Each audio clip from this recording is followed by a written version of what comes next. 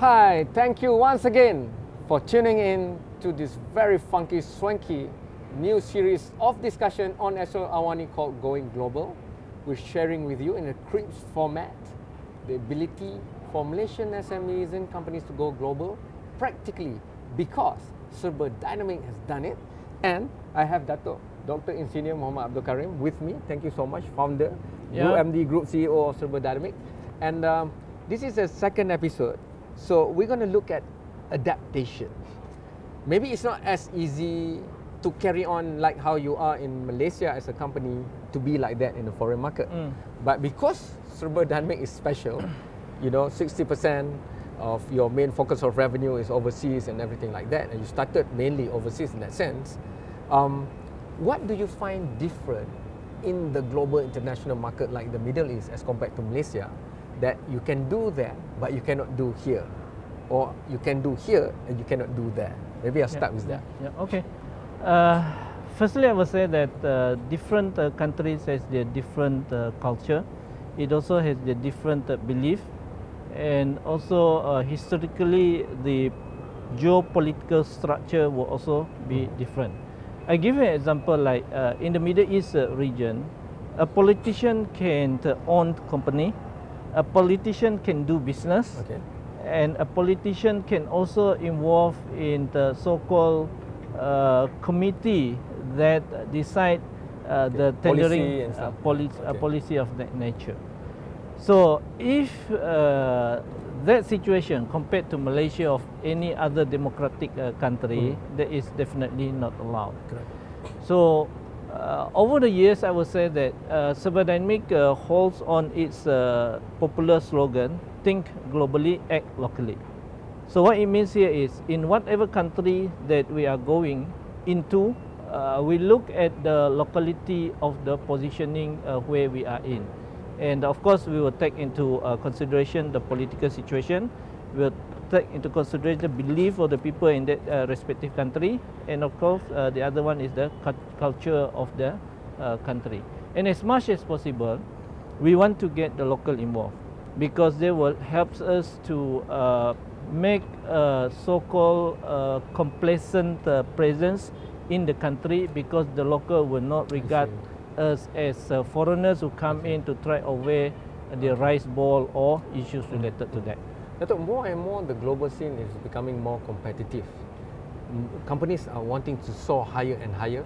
That's why we interview you, nearly touching the clouds at Bukit Bintang, at Common Ground, co-working workspace, swanky place. But how do you move forward when now there are more and more companies vying for the same contract?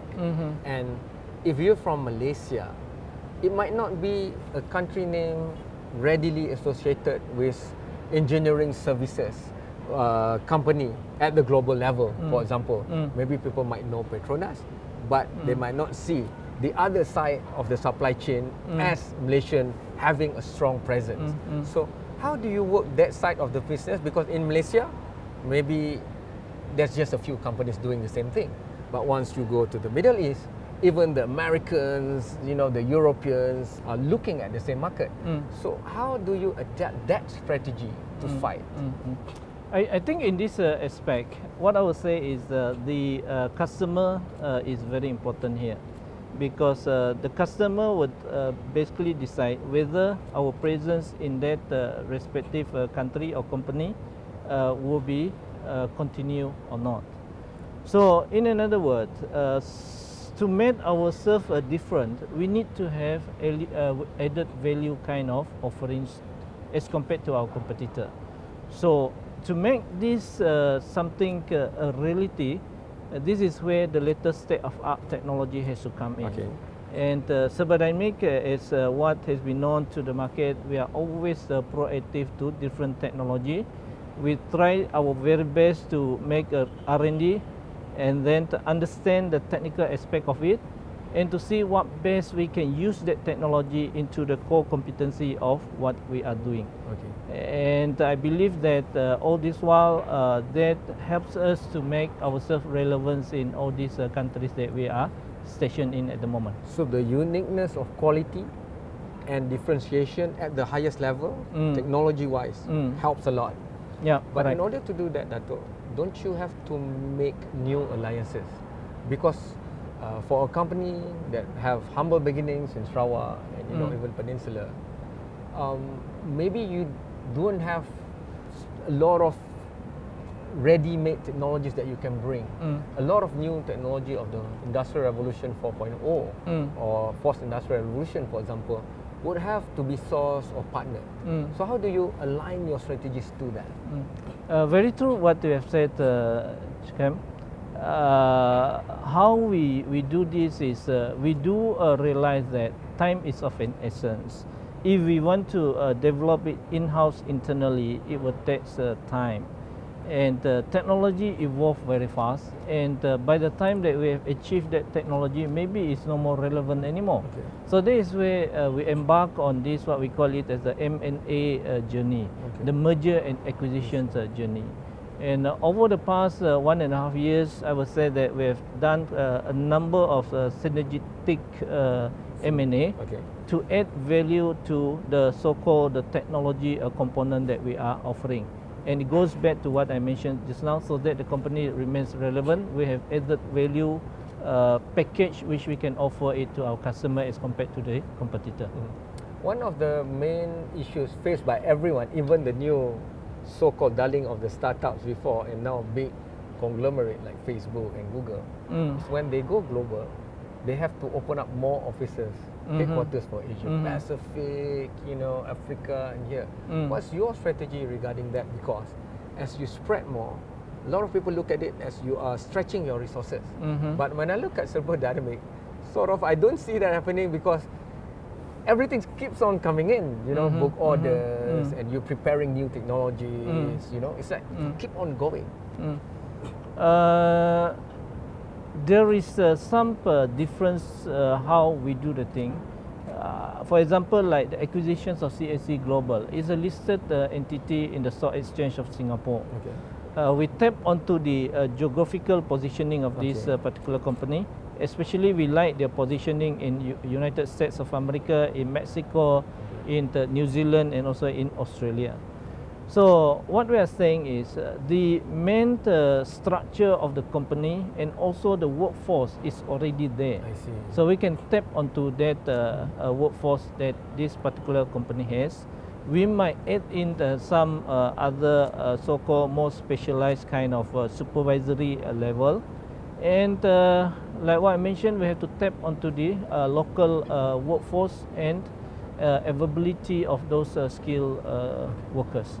I remember in previous readings and interviews of Serba Dinamik, a lot of the values that was at the beginning when you founded the company is still carried through. A lot of the people that were with you before are upskilled, and given new education and tooling to move forward. But how do you keep on doing that? Because how do you carry the people that have been with you from Sarawak, for example, to move forward? Because lifelong learning is one. But changes and technology can be frightening, and adaptation to culture is another thing. People think that Uber can go out and conquer the world, but Uber lose out to a competitor originally from Malaysia called Grab. So how do you ensure that continuity, that strategy? I think we need to work out so-called compensation kind of packages, especially to the employees. As I mentioned, employees is one of the very important component to make a company successful.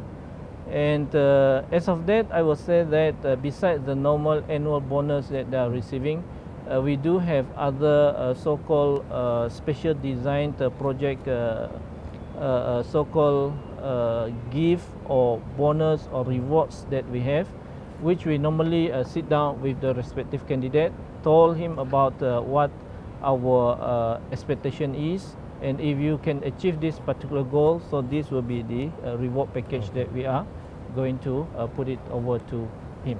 Datuk, to conclude the discussion for this part 2, adaptation and strategy going global, is there a story where, sometimes every leadership, for example, want only good stories. They don't want to talk about failures. But I'm sure as an entrepreneur, you've learned that failures is just another building step to success. So if you can share one thing that Serba Dinamik learned through experience you know, you can strategize in the boardroom, but suddenly when you go to reality of the market, it's different. Can you share with us one story, international story? I would say that not all competitors are your enemy, and not all enemies are your competitor. Okay. And at any time, there will be a situation where respective parties will need each other. Okay. So in this nature, what we are saying is, important thing is the scope of the agreed legal agreement. Okay. And then we have to operate within the legal framework of that respective project, and also the locations where the project is going to be carried out. Because at the end of the day, entrepreneurs is talking about making money. Yes. And bring back the profitability to the shareholders. So there is nothing wrong to collaborate with your enemies or competitors or whatever you want to name it, as long as the legal scope has been agreed and everybody operates within that boundary. Wise words from experience of yourself and Serba Dinamik. Thank you so much for tuning in. This has been a very special episode in a 7-series group of episodes for going global, learning how to go global, not from the theoretical perspective, but from the strategies of a company called Serba Dinamik that has done it for us, for Malaysians. This is proof that we can do well globally. Thank you so much to Datuk. Thank you so much to you for tuning in. Remember, 7-series episode, you can go out and look at us and find these episodes on all the platforms that Astro AWANI has. See you soon. Thank you so much. Thank you. Welcome.